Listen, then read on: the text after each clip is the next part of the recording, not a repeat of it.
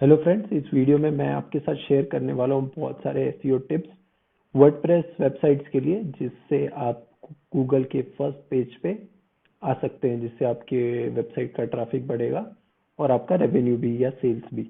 तो मैंने रिसेंटली एक पोस्ट लिखा था, ब्लॉग, जिसमें मैंने फ्लिपकार्ट एफिलिएट एपीआई के बारे में लिखा था, उसे कैसे यूज़ करते हैं।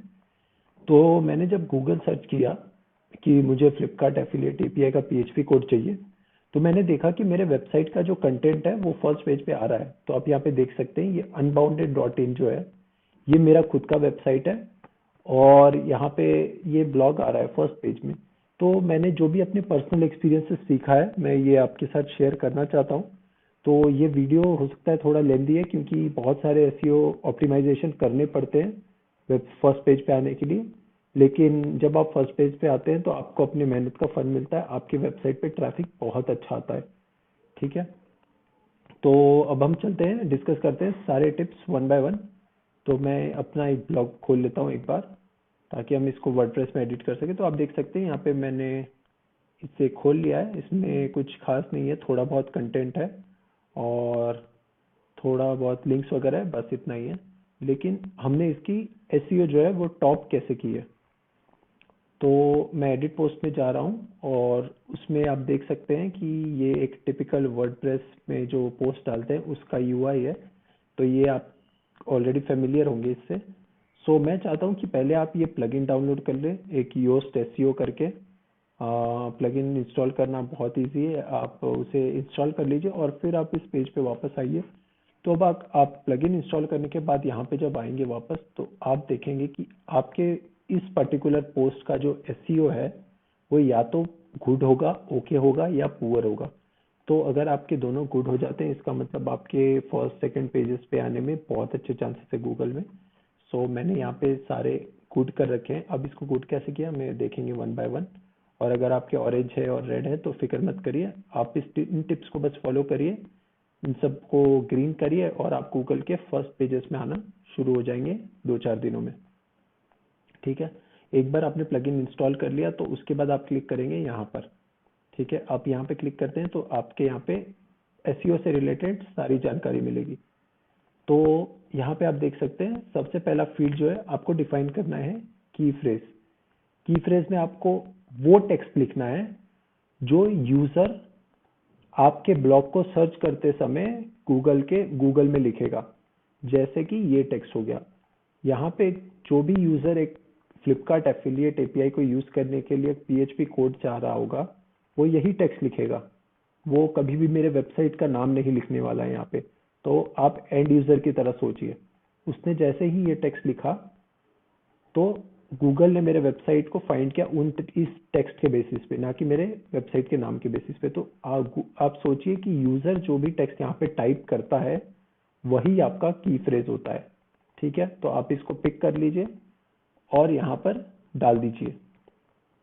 तो आप जब भी इसको यहाँ पे डालेंगे तो एक चीज ध्यान में रखना है कि आप इसको 4 से 5 वर्ड से ज्यादा ना करें। एक मैं एग्जांपल और दे देता हूँ क्लैरिटी के लिए, कि अगर कोई फ्लिपकार्ट कूपन जून 2020 सर्च कर रहा है, तो ये एक की फ्रेज हो गया जो मुझे अपने ब्लॉग में यूज करना चाहिए। तो उस केस में अगर मेरी कूपन्स की वेबसाइट है तो मैं इसे कॉपी करूंगा और अपने की फ्रेज में जाके पेस्ट कर दूंगा। लेकिन मुझे इसे बहुत बड़ा या बहुत छोटा नहीं रखना है, हमें इसको 4 या 5 ही रखना है। 4 जो है वो रिकमेंडेड है, 5 कुछ केसेस में जहां आपको 4 रखना या 5 रखना मजबूरी हो जाती है।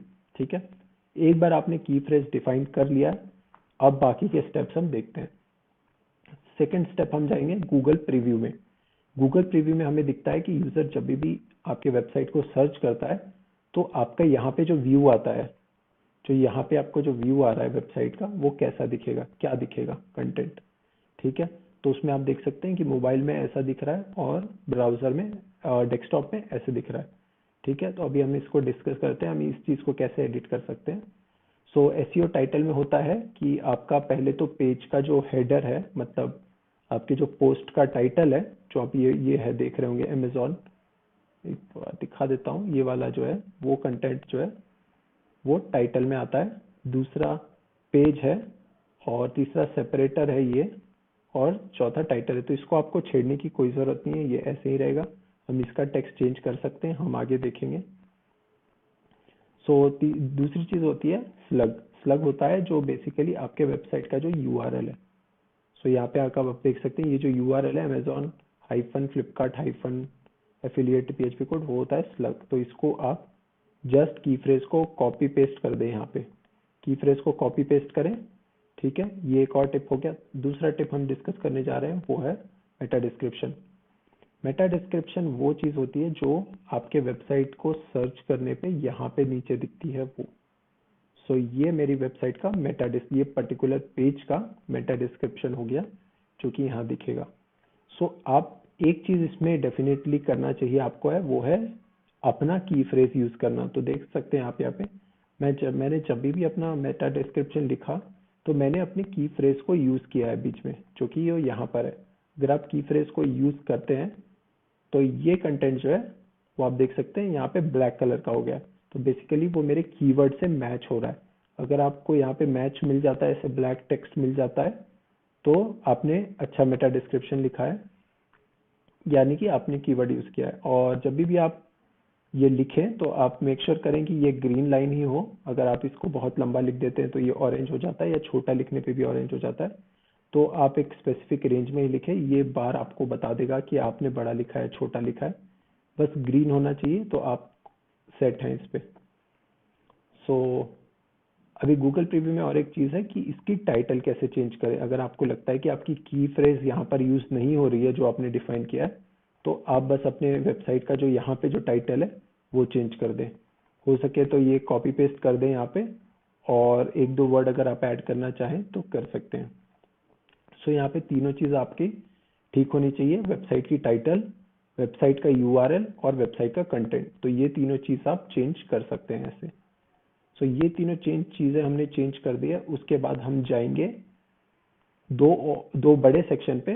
पहला सेक्शन है रीडेबिलिटी और दूसरा है एसईओ।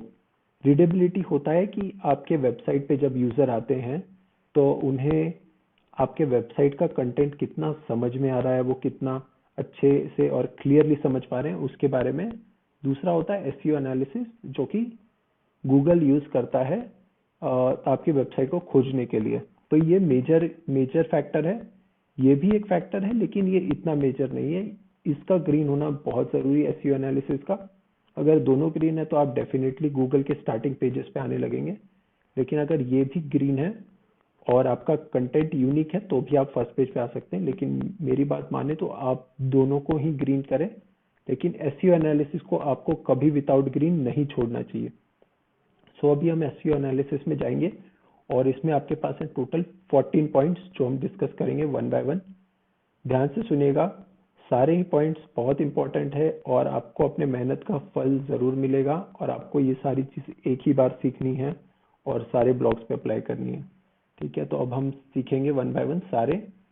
तो पहली चीज़ हमने ऑलरेडी डिस्कस की है की फ्रेज लेंथ। जो ये की फ्रेज है इसकी लेंथ जो है आपको मैक्सिमम 4 रखनी चाहिए। मेरे केस में 6 था क्योंकि मैं अवॉइड नहीं कर पा रहा था, मुझे उतना बड़ा की फ्रेज चाहिए ही था, तो वो मेरे लिए ज़रूरी था, इसलिए मैंने 6 रखा है। आप उसको 4 रखें या 5 रखें, उससे ज़्यादा ना रखें।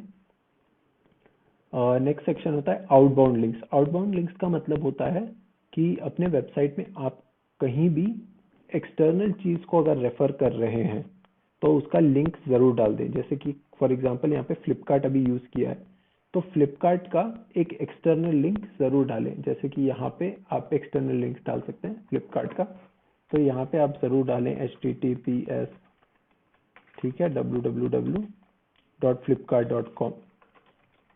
तो ये एक्सटर्नल लिंक हो गया। तो ये लिंक डालना बहुत ज़रूरी है। आप जब भी कोई वेब ब्लॉग लिख रहे हैं तो उसमें एक आध एक्सटर्नल लिंक डाल दें। ओके, उसके बाद नेक्स्ट पॉइंट है इंटरनल लिंक। इंटरनल लिंक का मतलब ये होता है कि आप अपने ही ब्लॉग में अपने ही किसी दूसरे ब्लॉग का लिंक डालें, ठीक है, या किसी भी और चीज़ का। तो आप मेरे ब्लॉग में देख सकते हैं कि ये सारी तीनों चारों चीज़ें एक लिंक है जो मेरे ही ब्लॉग को रेफर कर रही है। तो ये होना भी बहुत ज़रूरी है। नेक्स्ट चीज़ हम डिस्कस कर रहे हैं की फ्रेज इन इंट्रोडक्शन। इंट्रोडक्शन का मतलब होता है कि आपके ब्लॉग का फर्स्ट पैराग्राफ, फर्स्ट पैराग्राफ आपके ब्लॉग का इंट्रोडक्शन है, वो बताता है कि आप इस ब्लॉग में क्या क्या करना चाह रहे हैं, क्या बताना चाह रहे हैं। तो आप ज़रूर अपने की फ्रेज को अपने फर्स्ट पैराग्राफ में यूज़ करें डेफिनेटली। तो आप अगर यहाँ पे देखें तो मेरे फर्स्ट पैराग्राफ में मेरा कीवर्ड यूज़ किया हुआ है। यह बहुत छोटी बात होगी लेकिन बहुत इंपॉर्टेंट बात है, और इससे आपका एसईओ बहुत अच्छा बढ़ता है। ठीक है, बहुत छोटी चीज़ें ध्यान देने वाली बात, फर्स्ट पैराग्राफ में की फ्रेज ज़रूर यूज़ करें और एक ही बार यूज़ करें। हम देखेंगे आगे क्यों। सो दूसरा है, हाँ अभी हम लोग देखेंगे कि की फ्रेज जब भी हम यूज़ करते हैं तो हमें 2-3 से ज़्यादा बार यूज़ नहीं करना चाहिए। यहाँ पर प्लगइन आपको रिकमेंड करता है 2 ही बार यूज़ करने के लिए, तो आप 2 ही बार यूज़ करें। तो आप यहाँ देख सकते हैं कि मैंने एक बार यूज़ किया और एक बार कहीं और नीचे यूज़ किया है। हम उसको फिर से डिस्कस करेंगे। तो कीवर्ड इसलिए मैं बोल रहा था, आप फर्स्ट पैराग्राफ में सिर्फ एक ही बार यूज़ करें ताकि आप नीचे और भी यूज़ कर सकें। तो आपको की फ्रेज की डेंसिटी देखनी है कि आपने ब्लॉग में 2 से ज़्यादा बार यूज़ नहीं किया है, 2 ही बार यूज़ करना है बेसिकली। सो सेकंड है की फ्रेज इन मेटा डिस्क्रिप्शन। सो ये हमने ऑलरेडी देखा है गूगल फ्री व्यू में, जब हमने मेटा डिस्क्रिप्शन लिखा था तो यहाँ पे हमें की फ्रेज जरूर यूज करना चाहिए। दूसरा है मेटा फ्रेज का लेंथ। सो बेसिकली हमने देखा कि मेटा फ्रेज एडिट करते समय जो ग्रीन लाइन आती है वहां पे आप उसको चेक करते रहें, ये ग्रीन ही रहे, ये ऑरेंज ना हो जाए, उससे आपका एसईओ खराब हो सकता है। सो हाँ, अब नेक्स्ट चीज है कि अपने की फ्रेज जो यूज किया है, आपने कभी इस की फ्रेज को अपने कोई और ब्लॉग में यूज नहीं किया है। सो ये की फ्रेज होना चाहिए यूनिक, ताकि आपके हर ब्लॉग जो है वो यूनिक रहे। तो आपको ये भी इंश्योर करना है कि आपके जो भी ब्लॉग्स है वो यूनिक रहे और की फ्रेज भी सारों की यूनिक रहे। नेक्स्ट है की फ्रेज इन सब हेडिंग। सो अब यहाँ पे हमने देखा कि की फ्रेज को हमें बोला जा रहा है कि मैक्सिमम 2 ही बार यूज करो। तो एक बार तो हमने ऊपर यूज कर लिया, और दूसरा भी ये बोल रहा है कि की फ्रेज को सब हेडिंग में यूज करो। तो इसका मतलब है कि आप हमेशा की फ्रेज को फर्स्ट पैराग्राफ में डालें और की फ्रेज को कहीं ना कहीं एक हेडिंग में यूज कर ले अपने पेज में। आप अपने पेज में एक सब हेडिंग बना ले कहीं ना कहीं और वहां पे भी की फ्रेज यूज कर ले। तो ये 2 जगह है जो आपको डेफिनेटली की फ्रेज यूज करनी चाहिए। एक है फर्स्ट पैराग्राफ में और दूसरी है एक पर्टिकुलर कोई भी हेडिंग में। सो ये 2 यूज हो गई। और नेक्स्ट हमारा आइटम है इमेज। तो आप अपने ब्लॉग पोस्ट पे हो सके तो एक इमेज डालें। इमेज डालना बहुत अच्छा होता है ब्लॉग पोस्ट के लिए। और इमेज जब भी आप डालें तो आप उसके लिए एक ऑल्ट एट्रीब्यूट डिफाइन करें। हम देखते हैं ऑल्ट एट्रीब्यूट कैसे डिफाइन किया जाता है। सो इसके लिए हम ये सेटिंग्स वाले बटन पे क्लिक करेंगे और हम देखेंगे कि हमने इमेज सिलेक्ट किया हुआ है, और यहाँ पे इमेज सेटिंग में आप देख सकते हैं कि ऑल्ट टेक्स्ट आ रहा है। ठीक है, तो ऑल्ट टेक्स्ट में भी आप हो सके तो की फ्रेज ही यूज करें, जिससे आपको अच्छा होगा, या फिर आप कुछ और भी लिख सकते हैं, लेकिन यहाँ पर इमेज सेटिंग में ऑल्ट टेक्स्ट लिखना जरूरी है। मेरी रिकमेंडेशन यही है कि यहाँ पे भी आप की फ्रेज यूज कर ले। और ये जो आपके की फ्रेज यूज करने की 2 लिमिटेशंस में है वो उसमें काउंट नहीं होता, ये अलग होता है इमेज का। सो आपने 2 बार टेक्स्ट में यूज किया, एक बार इमेज में यूज कर लिया। ठीक है, तो ऐसे आप इमेज में की फ्रेज यूज कर सकते हैं। और नेक्स्ट है एसईओ टाइटल में। सो आप ये देख सकते हैं कि ये टाइटल में भी एक बार की फ्रेज यूज कर लें आप। और की phrase in the slug, slug होता है बेसिकली आपके वेबसाइट का यूआरएल, उसमें भी आप की फ्रेज यूज कर लें। तो आपको पता ही होगा कि स्लग आपको यहाँ पे मिल जाता है। सो इसमें भी आप की फ्रेज को यूज करें। ठीक है, तो अभी हमने देखा ये सारे एसईओ से रिलेटेड 14 टिप्स जो हमें मस्ट फॉलो करना चाहिए अगर हमें गूगल के टॉप पेजेस में आने हैं तो। लेकिन अगर आपका कंटेंट जो है वो यूनिक नहीं है और आपके जो कंटेंट आप दिखा रहे हैं वो बहुत सारे वेबसाइट से मैच होता है, तो आपका कंपटीशन बढ़ जाता है। तो इस उस केस में सिर्फ ये आपको पहले हो सकता है टॉप 10 पेजेस में ले आए लेकिन फर्स्ट सेकंड पेज में ना ला पाए।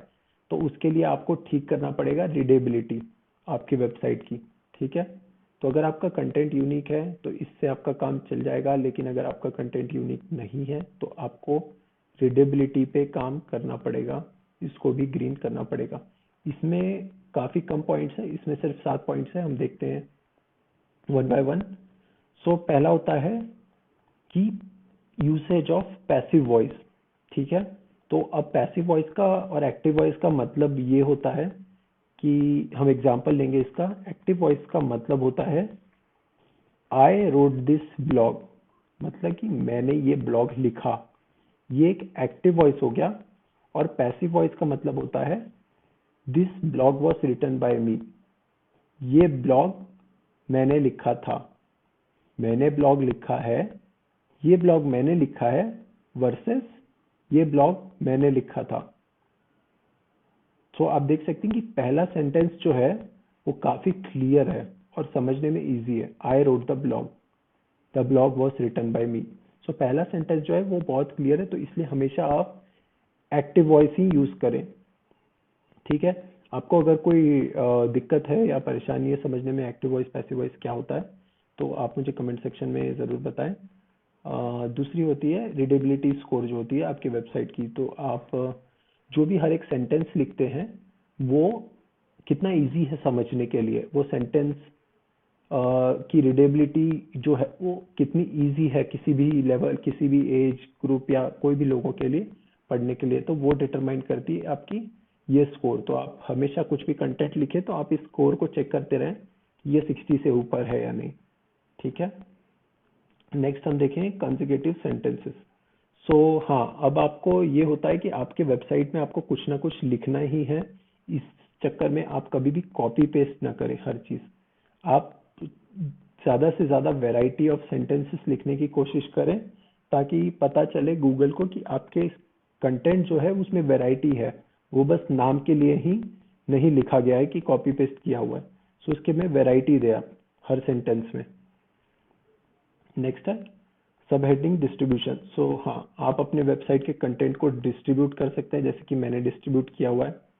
पहला सेक्शन बताता है कि वेबसाइट का जो वो कोड है वो कैसे चलता है, ये वो कैसे यूज़ करते हैं, और आगे मैंने टिप दिया है कि इसको क्या क्या करना चाहिए आपको चलाने के लिए। ठीक है, तो मैंने 2 पार्ट्स में डिवाइड कर लिए थे अपने वेबसाइट के कंटेंट को, तो आप भी वो कर सकते हैं। नेक्स्ट होता है पैराग्राफ लेंथ।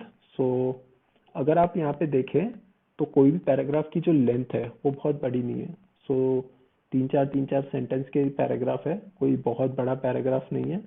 तो वो भी एक अच्छा फैक्टर है जिससे वेबसाइट की रीडेबिलिटी इंप्रूव होती है। नेक्स्ट है सेंटेंस लेंथ।